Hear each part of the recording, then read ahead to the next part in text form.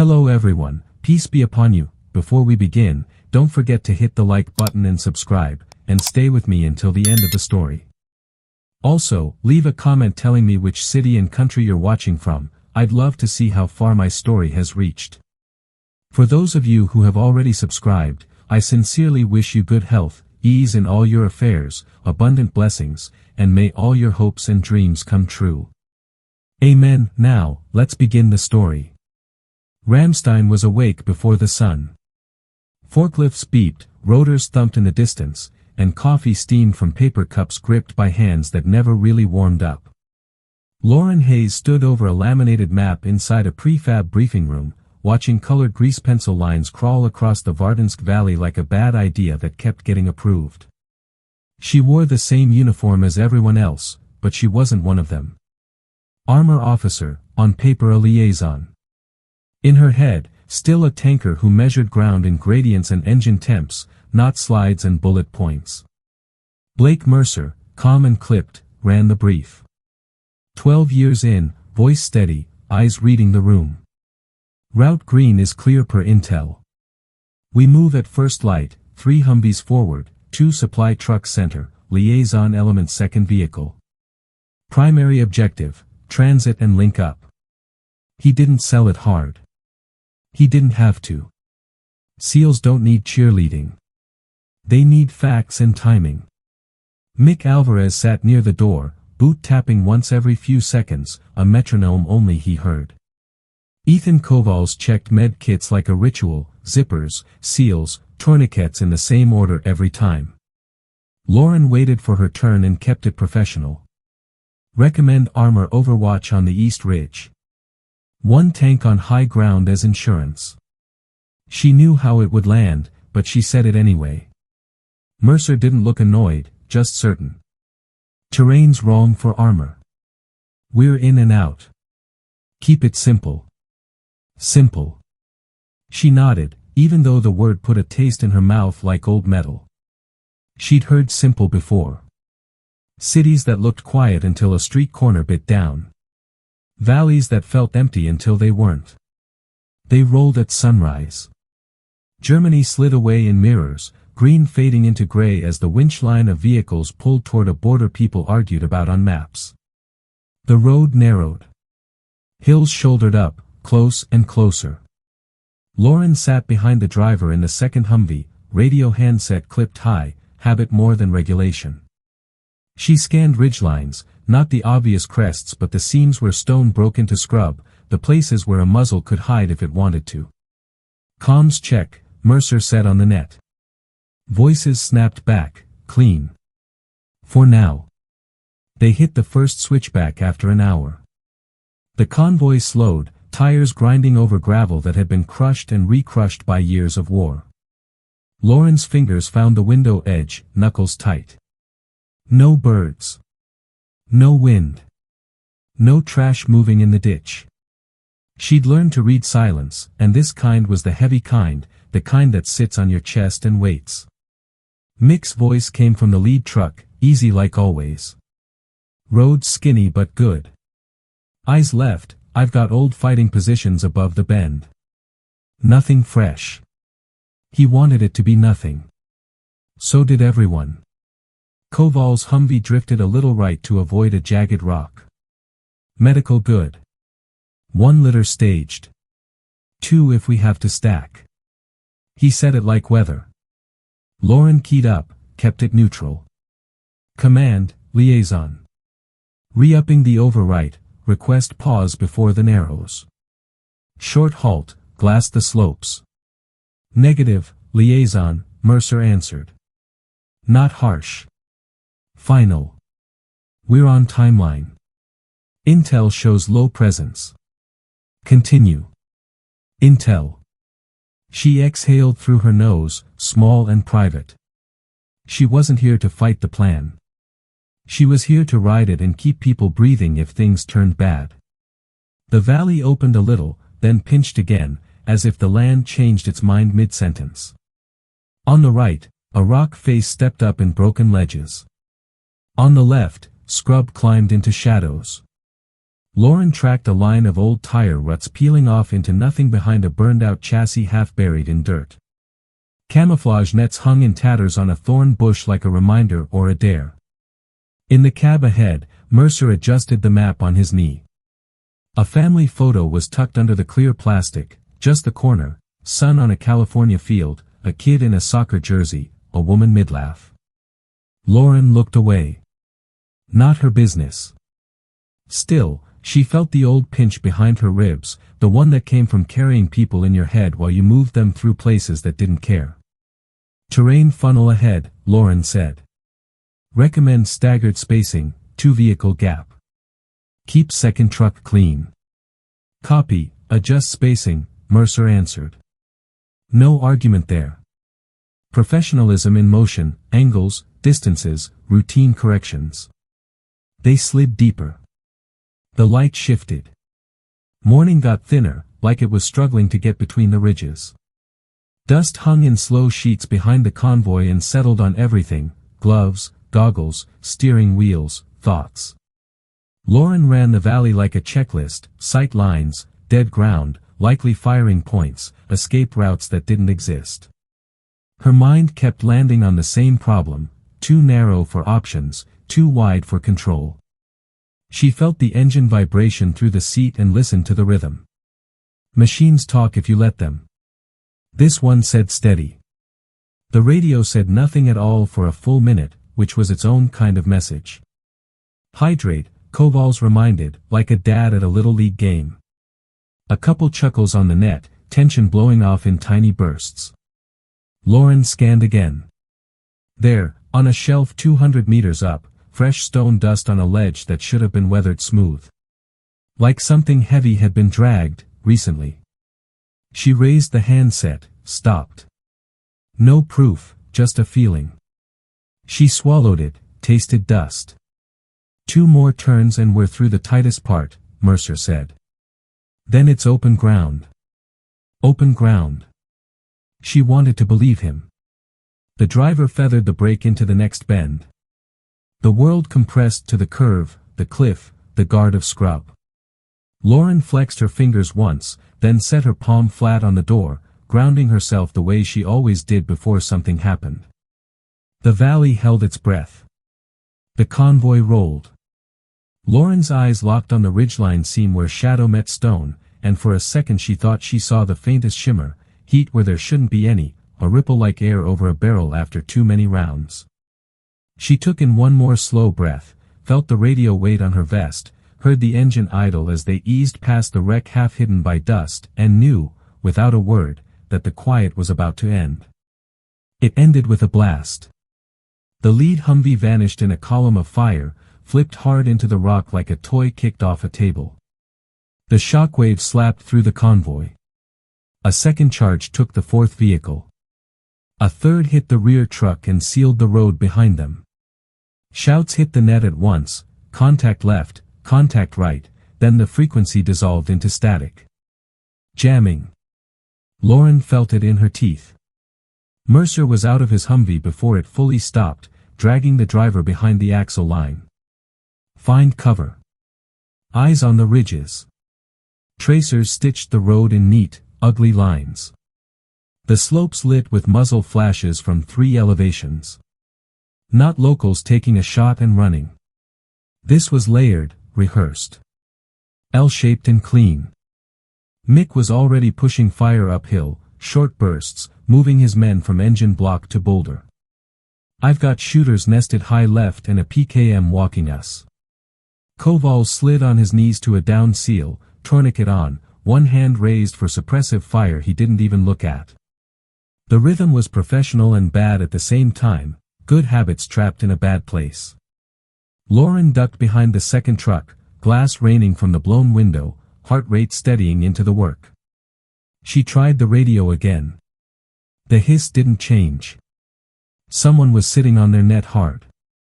She popped up, scanned with the optic, marked 2 caves, 1 rock shelf with fresh sandbags, 1 technical turned inward with a heavy mount.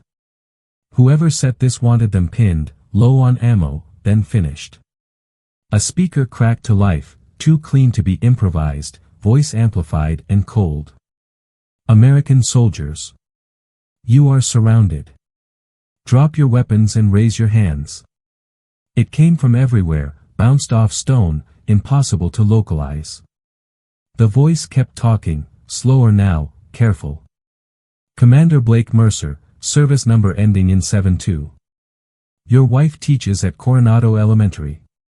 Your daughter plays soccer on Tuesdays. Lauren glanced at him. His jaw locked. He didn't move.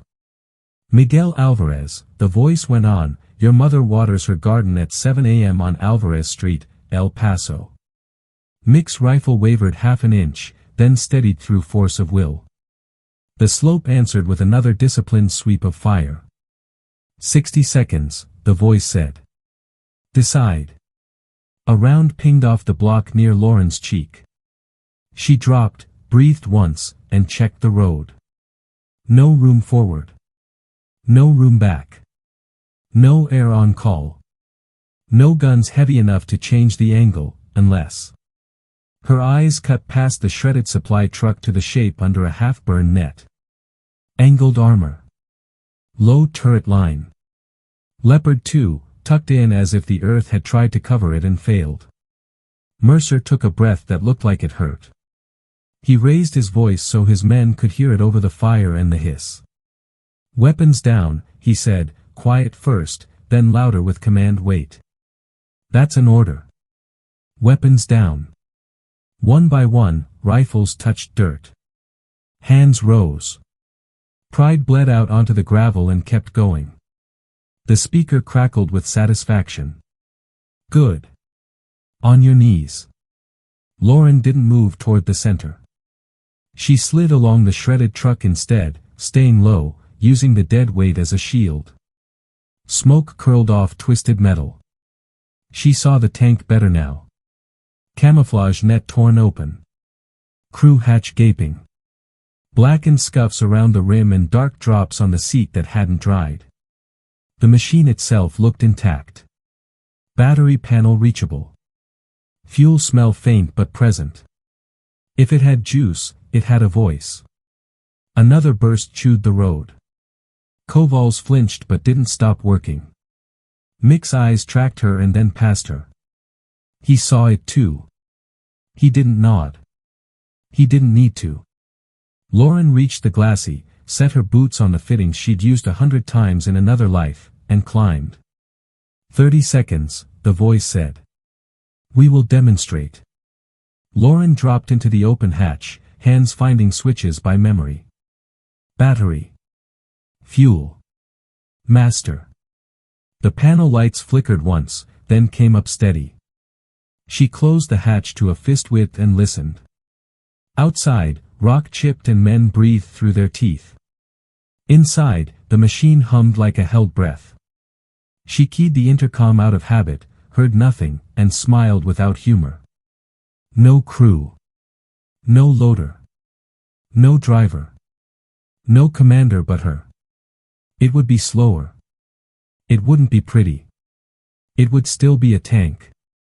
She looked once back through the periscope.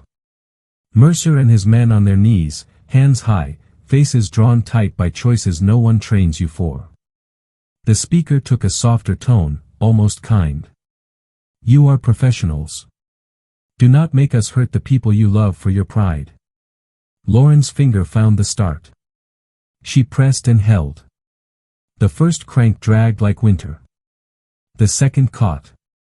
The third lit the engine into a deep, living roar that rolled down the valley and snapped every head around. The sound hit the rock and came back twice as big. The gunfire stuttered. People hesitate when the ground starts to growl. Mercer's voice broke through the static, raw. Whoever that is, he didn't finish. Lauren settled into the gunner's seat and brought the sight online, glass spidered at the edge but workable. A hot bloom on the eastern shelf resolved into a team shouldering a long tube. ATGM. They'd planned for armor. They hadn't planned for armor that refused to die. She toggled to heat, felt the autoloader clunk home, and knew she had maybe a dozen good chances in that rack. She set the reticle, breathed once, and made the only promise that mattered: steel doesn't kneel. Then she tightened on the trigger and took back the first second they'd lost. She took it with a shot that cracked the valley open. The heat round leapt, crossed the gap, and turned the ATGM crew into heat and metal fragments that sprayed across the shelf. The echo rolled back twice. For one heartbeat the ridges went quiet, like even the rocks had to process what they'd just seen. Then everything sped up. Another team swung a launcher from the opposite flank, too quick, too trained. Lauren slammed the transmission into reverse and backed the Leopard down a half-length as the missile sliced through her last position and detonated against the face, showering the hull with stone. Warning lights flickered. She kept the turret moving, hunting for the right angle. A technical blinked on thermal, nose toward the road, gunner trying to traverse. She put a round through the hood and the truck folded in on itself, flames licking the rack of ammo in back. Secondary pops scattered fighters off that line like startled birds. Weapons up. Mercer's voice cut through the static, clearing a channel with pure command. The kneeling line broke. Rifles came off the gravel. Mick barked sectors and pushed two men left under the tank's thunder. Koval's dragged his casualty behind a slab of rock and came back out before common sense could stop him. The speaker tried again, thinner now. Bad choice, Americans. The answer was a burst of disciplined fire from 3 SEALs who had their rhythm back. They pinned a cave mouth while Lauren swung to a bunker set into the seam of 2 boulders. She saw muzzle flash through the firing slit, bracketed, and sent he inside. The front blew outward in a dirty cone. She checked the rack. 11 left. No loader to speed it up, just the autoloader's steady clunk in her own hands doing 2 jobs at once. She kept moving the hull because a still tank is a dead tank. The ridgeline spat an RPG that flared and broke on the upper glacis, a scratch more than a wound, but it rattled her teeth anyway. Smoke, East Ridge, she called, voice flat, knowing the net was ragged. Mercer got it. White phosphorus arced up and bloomed into thick curtains that bought seconds, not minutes. Good enough. She punched forward into the screen, tracks chewing loose stone, turret offset so the gun stayed on threat while the hull climbed. A shape darted in the smoke, 2 fighters sprinting with a tube and a spare battery slung between them. She quick switched to coax, walked a tight line in front of their path, and forced them prone. Mick's team took them from the side with short, mean bursts that ended the argument. Another warning blipped on the panel. Heat build in the left track. She logged it and ignored it. The machine would complain, the machine would hold. She crested a small shelf, broke out of the smoke, and found a long, shallow cave cut into the far wall. Thermal picked up bodies deeper in, a bright cylinder angled toward her. This was the anchor. Command element or a serious gun team. She could dump a shell into the mouth and risk a deflection, or close the distance and angle the shot for a clean interior detonation. Both had cost. She chose the risk. She drove at them. For a full 5 seconds she gave the enemy the exact picture they wanted, a tank charging head-on into a prepared kill lane. The second ATGM coughed flame. She dropped the nose, cranked left, and let the missile pass high, close enough that the trail scalded paint and filled the hatch with a bitter stink. The blast went off behind her.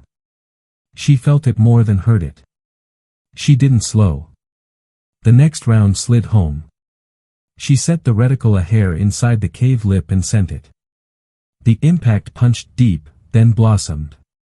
Figures tumbled, hot signatures went to 0, and a ribbon of fire rolled out and down the wall like a waterfall in reverse. The return fire from that side collapsed. Right flank collapsing, Mercer reported, breathless, happy in the way professionals get when a problem starts solving under pressure. Push it. Koval's came up on the net, calmer than anyone had the right to be. 2 urgent, 1 stable. I've got a bird later if we clear the air. Keep them off my left. He said it like ordering takeout. Lauren nodded to no one and flattened a rock spur that was giving a rifleman a good seat. Jamming wavered. Somebody on their side found a margin, or somebody on the other side lost one.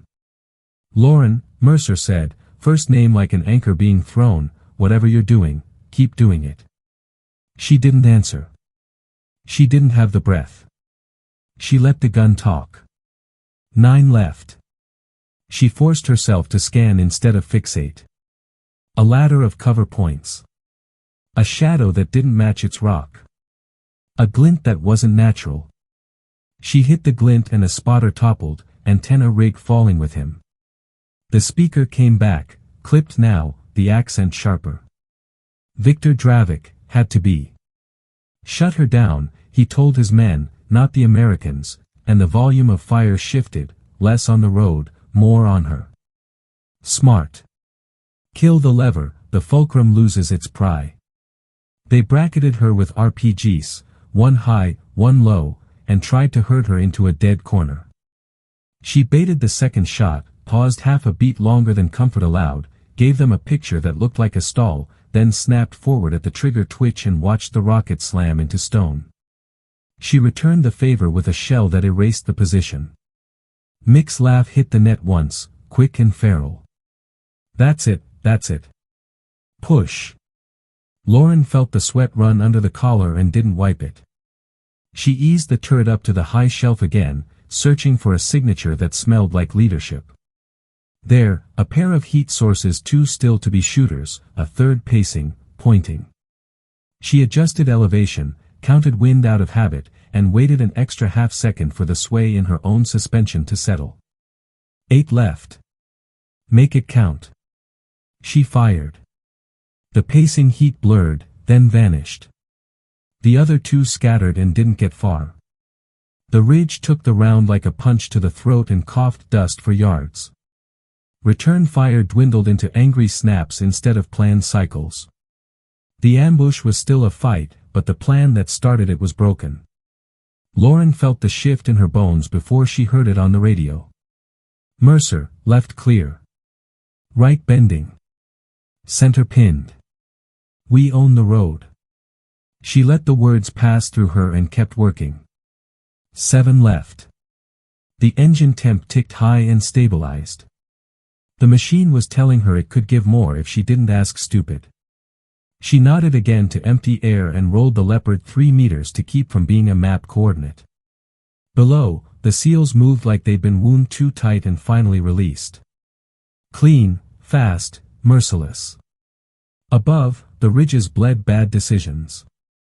Between them, a single tank kept the pressure exactly where it hurt most.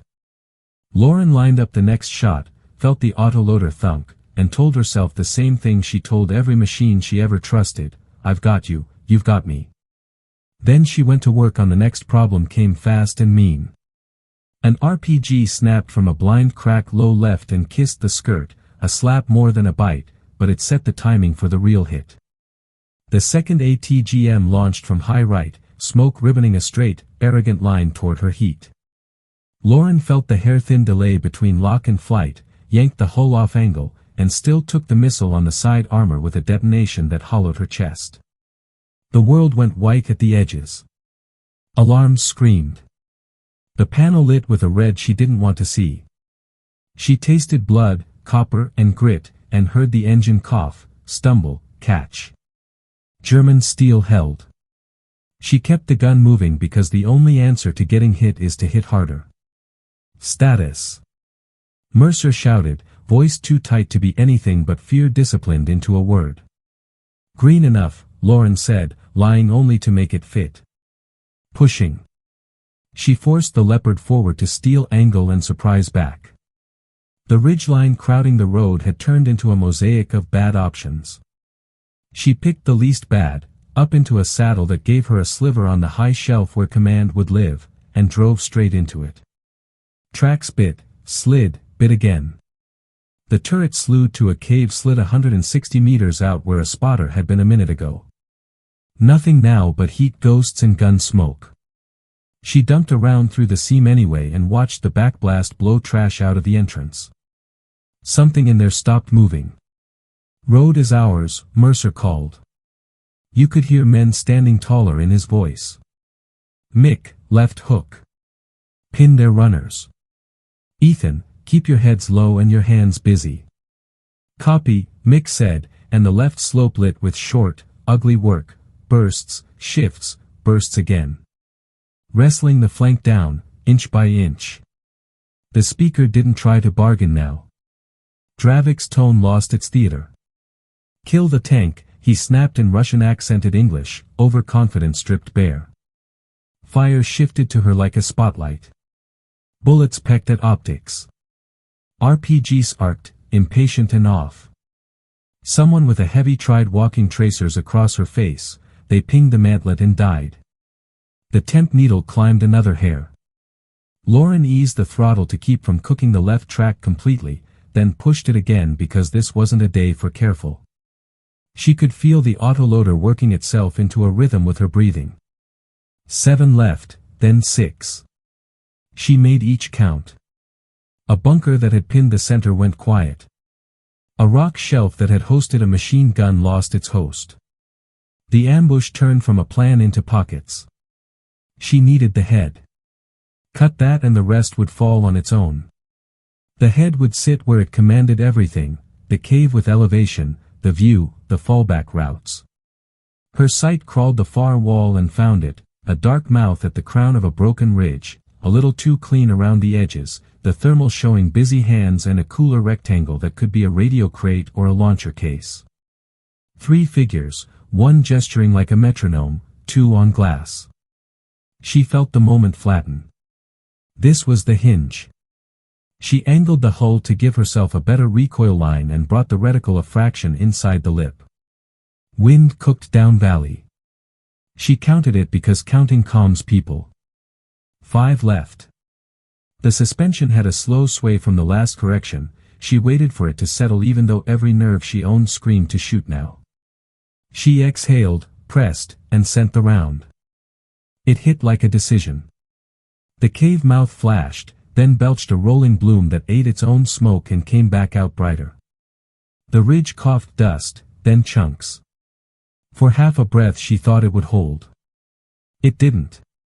Stone let go in slabs and sheets, an avalanche pouring over positions that had felt immortal a minute ago.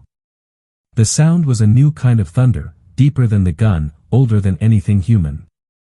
Silence followed like a dropped curtain. Not the thin silence of a lull, the thick one that happens when a room realizes the loudest person in it has left.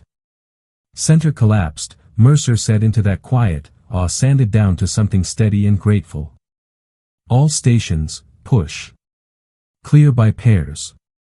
Watch your arcs. Lauren let herself breathe. The panel still flashed warnings. The engine still smelled hotter than it should. Smoke leaked from somewhere she didn't have time to love. She rolled the Leopard 3 meters to break the pattern and listened. The valley answered with scattered shots, angry and aimless, then those faded, too. Mick's voice came back with the grin in it plain. High left is ours. I've got 2 tossing weapons and regretting life choices. We're good. Koval's cut in, controlled. Urgent remains urgent, but breathing. I've got pressure and airway. When the sky belongs to us, I'll take a ride. Lauren swept the sight one more time. The technical she'd burned was down to ribs. The cave that mattered was now a raw scar. A secondary position tried to open on her right. She tapped it with cokes until the mover behind it decided today wasn't his day. On the speaker, nothing. Dravik either buried or smart enough to run. Either way, the spine of this thing had been snapped. She felt the adrenaline that had been riding her spine start to drain, leaving a clean, sharp focus behind. The kind you get after not dying. Mercer came into view below, small against the hull, turning in a slow circle as he checked his men and the ground and the sky as if he could will it all to stay steady. He looked up at her hatch, visor streaked, face scratched and gray with dust. He didn't say anything on the net for a long second, and that said enough. She checked the ammo rack. 4 left. Enough to be rude, not enough to be stupid. She kept them for surprises. The machine ticked, cooling and complaining. She patted the console with the back of her glove, the same way she'd once thumped a stubborn radio into behaving. "Stay with me," she said under her breath. The leopard did, or at least pretended to. Across the valley, a handful of fighters broke for the backside of the ridge, sudden as rabbits. Mick's team dropped too and let the others keep their legs because dead men can't talk, and today they wanted stories to travel. The air above the far ridge wavered with heat and dust, a mirage chewing the horizon into pieces. It looked, for the first time since the first blast, like a place a convoy could cross without losing its name. "Valley secure," Mercer finally transmitted, like a benediction. "Consolidate. Check wounds. Top off mags from what they were kind enough to leave. We're not done, but we're standing." Lauren eased the turret back to center and cracked the hatch for a stripe of cooler air. The smoke smelled like burnt rubber and bad choices. Somewhere behind her a round popped off in a cook, late and harmless. The jamming had bled out, the net cleared, distant voices getting closer. She heard the war shrink back into details, water bottles, field dressings, brass underknees, men finding their own hands again. She let her head rest against the hatch rim for a count of 3, then dropped back inside and checked the panel again. The red light stayed red. The engine temp drifted down a single tick. She could nurse it. She would. The work wasn't done. Not until every corner of the valley answered to their names and not Dravik's. "Steele," Mercer said, using the call sign that had found her, "beautiful shooting. Could use one more gift if you've got it." Lauren smiled thinly, not because anything was funny, but because the line between impossible and done had been crossed and left behind. "I've got a few left," she said. "Tell me where it hurts." Mercer didn't waste it. "High nook, west wall, small team with a PKM pinning my right. After that, a shelf behind the burned technical. Then we sweep. Clear, fast, doable." Lauren nudged the hull, brought the gun up a hair, and clipped the nook with a short coax run to make them duck. When the barrel settled, she sent a round that took the corner clean off. The PKM stopped arguing. 2 figures crawled out and left their courage behind. "Next." Mercer pointed with his voice. Mick pushed 2 shooters wide while Lauren walked Steele onto the shelf. The shot landed shallow, enough to shake the rack and scatter anyone still thinking about staying. Return fire thinned to angry snaps. The plan was gone, what remained was men trying not to be the last in a losing fight. "Ammo check," she told herself, then said it aloud. 3 in the rack. Enough for problems, not for habits. She kept the turret moving, never letting the hull sit where a bored gunner could mark it, and listened to the net settle into work sounds, pairs clearing, short calls, the dry scrape of discipline coming back. Koval's came up calm as ever. "Package 1 stabilized, tourniquet holding. Package 2 needs a ride sooner than later. If the sky belongs to us in 15, I can keep both." It wasn't bragging. It was a clock. "Copy," Mercer answered. "We'll make the sky behave." He shifted tone without changing volume. "All stations, police the line, strip what's useful. Tag anything that goes boom. We're not leaving surprises for the next convoy." Lauren watched Mick and 2 others roll a runner and take his radio. The handset was NATO, not cheap surplus. Smart wiring, new battery. He tossed it to a comms guy who already had a sack of pulled plates and tagged gear. Evidence, not trophies. At the far wall, a scatter of fighters started down a goat path that looked good from above and stupid from below. Lauren hadn't been asked, but she didn't need permission to be kind. She walked a coke string into the dust in front of their boots. They got the message and dropped their weapons. Mick's team met them halfway and put them on their faces. "Live mouths tell better stories," Mick said, almost cheerful. The speaker system stayed dead. Dravik either crushed under the rock or already running his exfil. Mercer didn't care in the moment. "Valley is ours," he repeated, lower now. Hold it. Lauren eased the hatch a hand's width for air and checked the panel again. One red stayed red, temp crept down 2 ticks. The machine could limp home if she didn't ask it to sprint. She saved the last shells for things that truly deserved them. Steel, got a sting on my right, Mercer said. Single shooter, stubborn. She found him, a shadow tucked behind a notch, good angle on the road. She didn't waste a main. 3 neat coax taps, pause, 3 more. The notch emptied. Silence tried to settle and didn't quite make it. There were always last shots, last nerves. The SEALs moved like they'd shaken the day out of their joints and remembered who they were. Bodies got tagged. Weapons stacked. Litter teams floated the wounded past the places where the day had started to go wrong. It looked like order returning to ground that had kicked it out.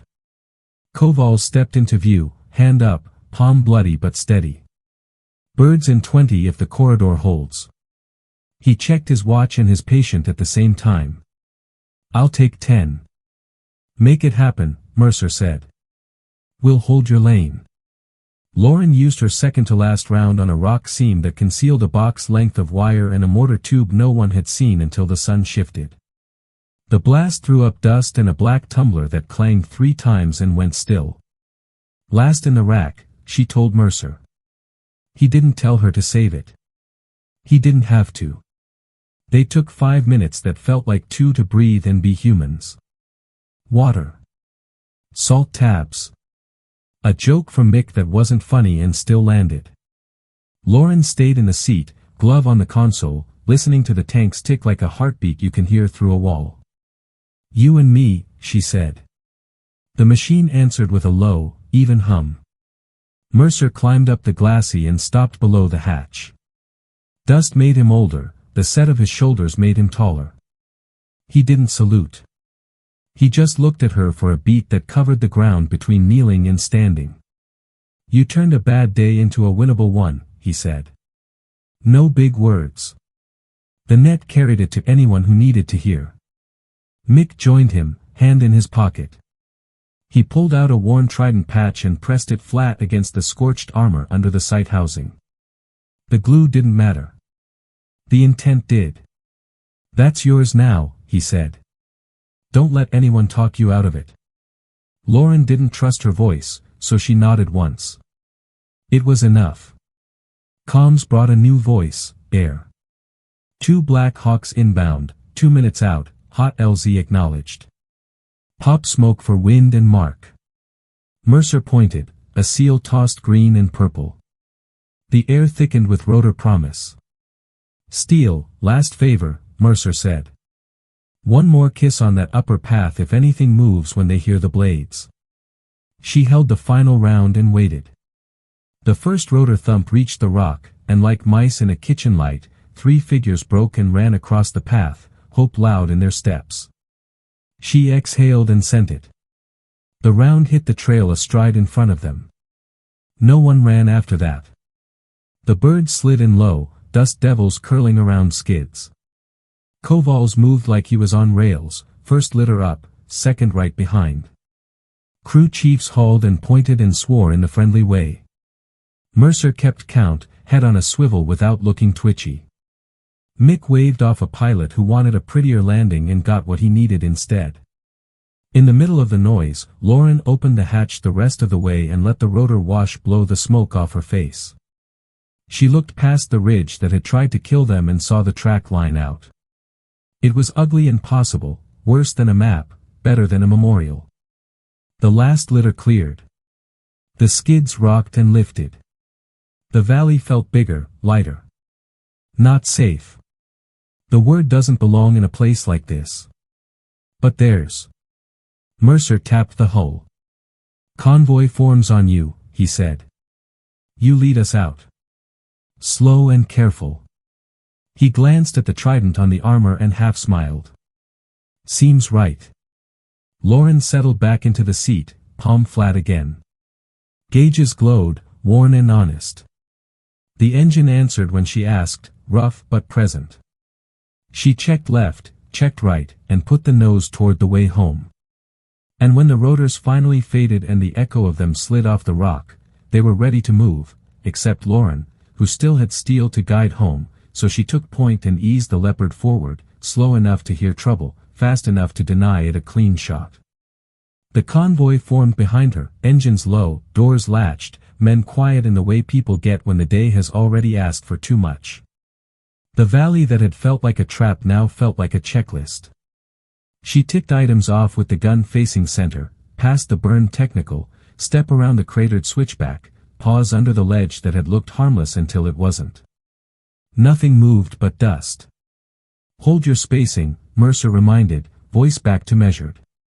No overlaps. If one goes, all don't go. Simple, and exactly what they needed. Mick walked the left wall with his team, boots finding purchase where tires couldn't, eyes on angles. Koval's rode with the wounded birds gone, but he still watched faces and hands for the kind of hurt that shows up late. The jamming never returned.